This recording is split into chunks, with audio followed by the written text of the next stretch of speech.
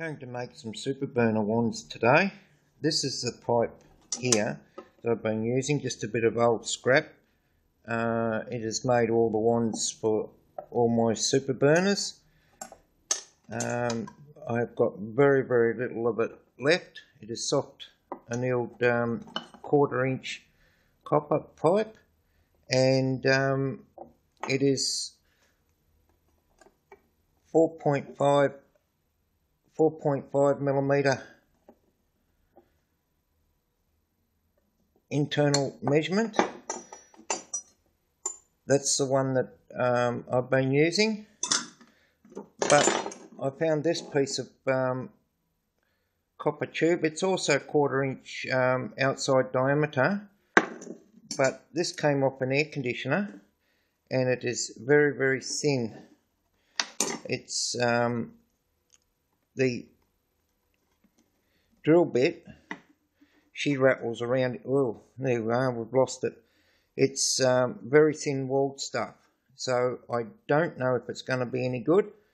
So this is the purpose of the experimentation, to find out if thick walled material is better for the wands or the thin. So we'll give it a go. First of all, we'll cut a length, and we'll need to anneal this because this is hard drawn. That stuff there you can bend in your fingers. There's no need to anneal it. So I'll start with annealing this and getting her into shape. We've annealed our copper pipe and bent it to roughly about the thickness of an adult finger, bending it around in a curve. It's a little bit crimped there. I annealed the copper tube using my super burner, which is what we're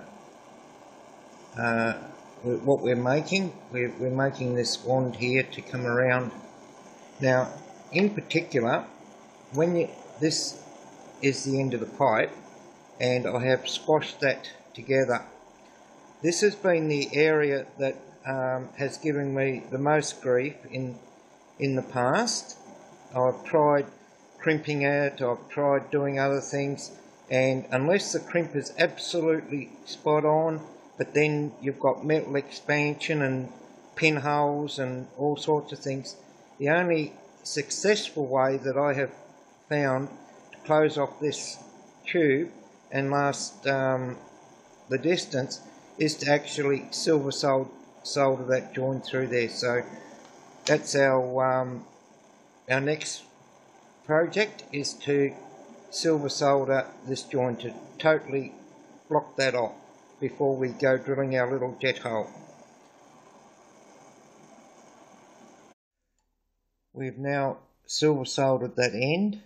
I've left that little lump of silver solder on the end just so that it shows that it is actually silver soldered. I've put a bend in the wand there so that I can now drill the fine hole, which will go in there using a very thin drill, which is just a tad less than 1 millimeter, so I can identify it later. I've pin punched right along that wand so that I can identify that this is actually the thin tube. All being well, and once it's fitted up, I will keep an eye on it and I'll use it and see how long it lasts, so that I know whether thin material is better than thick material. So this is all starting to get to the exciting part. Just, you can see that lump of silver solder right there on the tip. I'll leave that there, or it could be ground off, but I will elect to leave that on for the purposes of identification. So now I'll proceed with the little jet, and we're ready for the wick and solder a tank on. Open dish wick test on our thinner material. Immediately I can note that it is actually burning better than the thicker tube. I've also used the same size wick as what I put in the thicker tube, although this is a lot looser fit up through this tube. So now we're getting to the exciting part of getting ready to attach a tank and putting it under some pressure, and let's see how it goes. The identification marks are still on the wand there, and that is burning a lot better.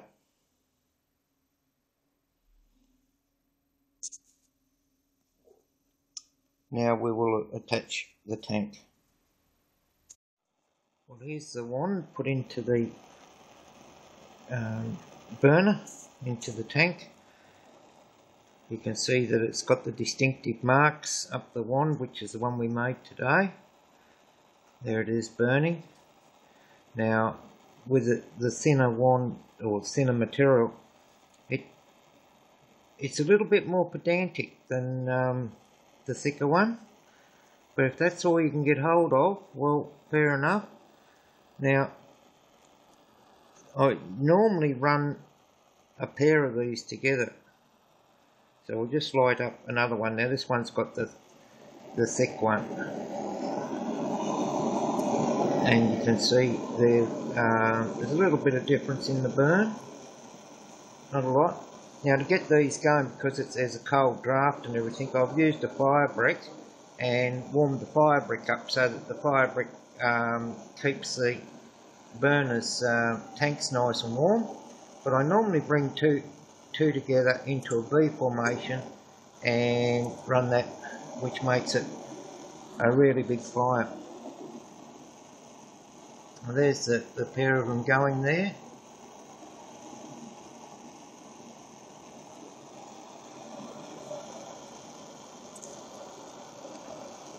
I have had